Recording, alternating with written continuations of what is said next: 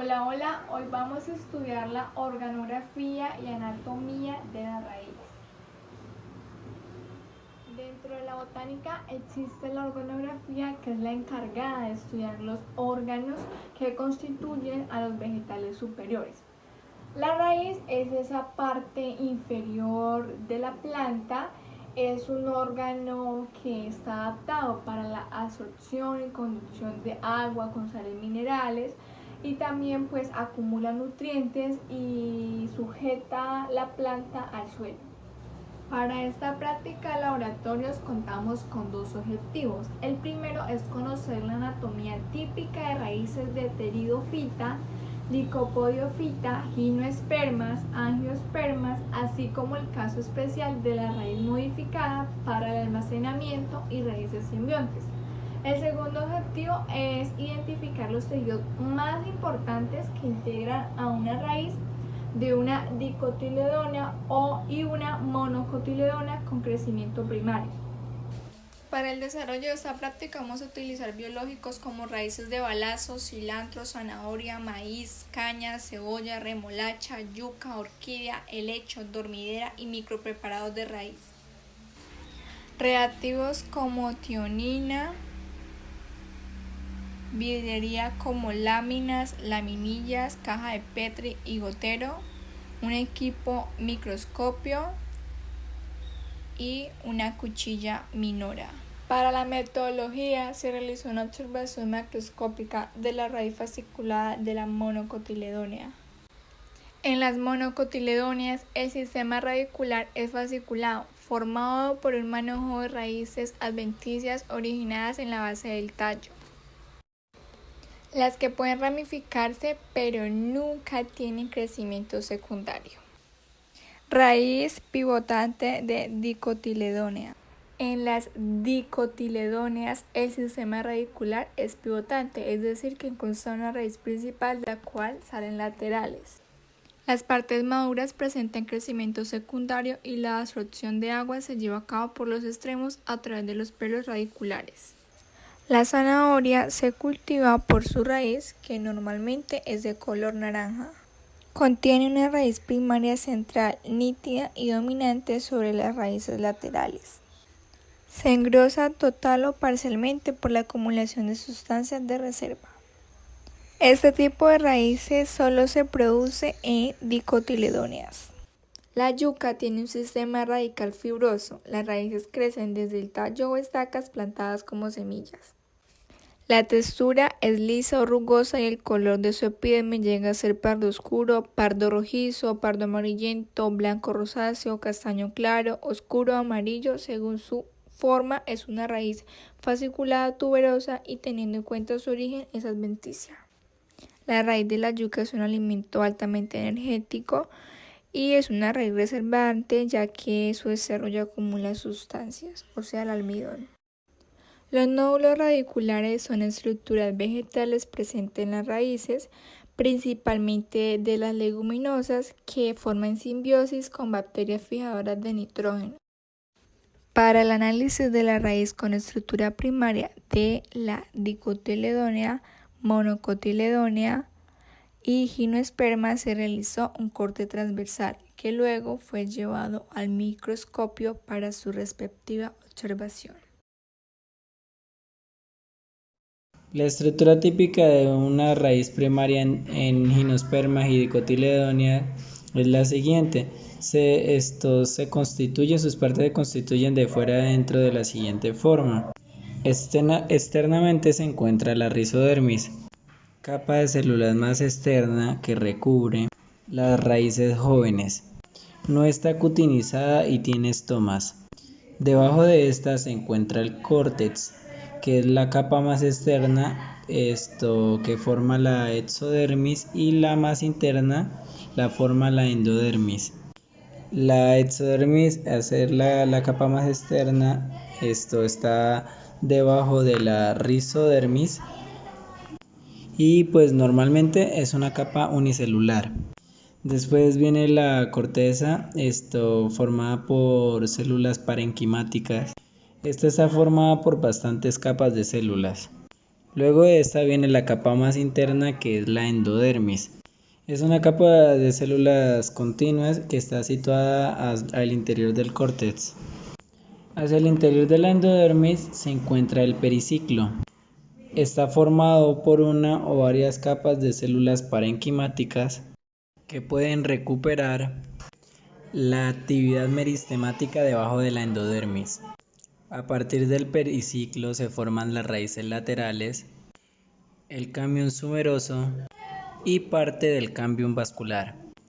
Por último encontramos el cilindro vascular, que está compuesto por haces de floema que alternan con los de xilema, y estos se disponen radialmente. Según las disposiciones de los haces de xilema, puede ser una raíz diarca cuando tiene 2 radios, triarca cuando tiene 3, tetrarca cuando tiene 4 y pentarca cuando tiene 5. Estos son los tipos de raíces típicos de dicotiledónea. Como los haces de xilema llegan hasta el centro vascular, en las dicotiledóneas no es normal encontrar tejido medular en el centro de las básculas. Por el contrario, en las monocotiledóneas, la disposición de las básculas, el tejido vascular es diferente que en las dicotiledóneas, presentando muchos radios de xilema, por lo que no pueden formar una disposición radial. En este caso, este tipo de raíces se llaman raíces poliarcas y es muy común o es característico de las monocotiledóneas.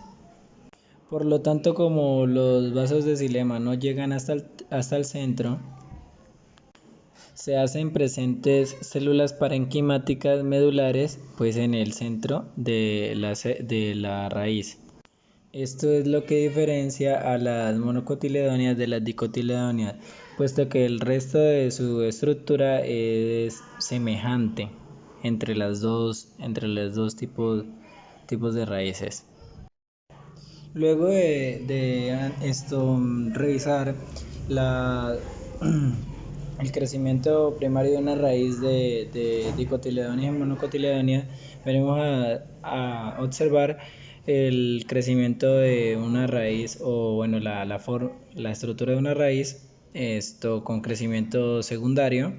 En dicotiledóneas solo se encuentran en este tipo de raíces, en las dicotiledóneas. La estructura secundaria se forma debido a la acción de la unión de 2 meristemas secundarios que son laterales, que son el cambium vascular o el cambium suberoso, o cambium felógeno también conocido. La distribución de los tejidos de fuera hacia adentro es primero la capa de peridermis. Esta peridermis reemplaza a la epidermis y recubre la estructura secundaria justo por encima del floema secundario. También podemos encontrar el periciclo formado por parénquima, y después encontramos pues el floema secundario, que conduce la savia elaborada en raíces con crecimiento secundario. El floema primario se desintegra cuando aparece el floema secundario, por lo que este no se puede observar. Después se encuentra el cambium vascular y hacia el interior se encuentra el xilema secundario. En el centro de la preparación estaría el xilema primario, aunque en este caso no se puede observar. En el tejido de la zanahoria, en el corte transversal, se pueden observar sus diferentes partes, sus partes celulares, las partes que componen la raíz, que componen la zanahoria, que son la epidermis, el cortes, la parénquima y el cilindro vascular. En este caso podemos analizar que en el cilindro vascular se encuentran varios cambium. Se pueden analizar varios cambium, alrededor de unos 4 cambium, que se dan a partir del periciclo, que son las puntas, que se encuentran estas se encuentran en forma, adaptando la forma del floema, ¿sí? Del floema, y por ahí a partir de ese se da el cambium de esto, la raíz de la zanahoria. En la raíz de la zanahoria en su anatomía podemos encontrar la epidermis, el cortes, la parénquima y el cilindro vascular. Dentro del cilindro vascular encontramos la estructura del xilema y el floema. En la parte del xilema encontramos que las células del periciclo son las que se diferencian para crear o que se dé el cambio pues a partir de estas células llamadas periciclo. Se analizan más o menos unos 4 cambios. También existen raíces con estructura secundaria atípica, como la remolacha, que es la presencia de cambios supernumerarios. Es decir, cada anillo de cambium trabaja solo una determinada cantidad de tiempo y luego un nuevo anillo se produce por fuera del anterior que reinicia el crecimiento. De esta manera quedan alternas capas de xilema y de floema, constituyendo esta estructura secundaria atípica. En el caso de la remolacha hay gran cantidad de parénquima asociado al floema, que es lo que hace que este tubérculo sea utilizado para el consumo humano. Un ejemplo de simbiosis son las micorrizas en la parte de las orquídeas, que muchas veces son muy necesarias para la germinación de la raíz de las orquídeas. Esta interacción del hongo de micorriza, de los hongos de micorrizas, se da en el cortes de la raíz. Ya en el caso de los nódulos radicales, hay una simbiosis directa con las bacterias que se llaman Rhizobium, que se asocian directamente con las leguminosas, donde el hongo tiene la capacidad de tomar el nitrógeno del suelo y dárselo a la planta de una forma utilizable como en nitritos o nitratos, para que ésta lo utilice en la formación de proteínas.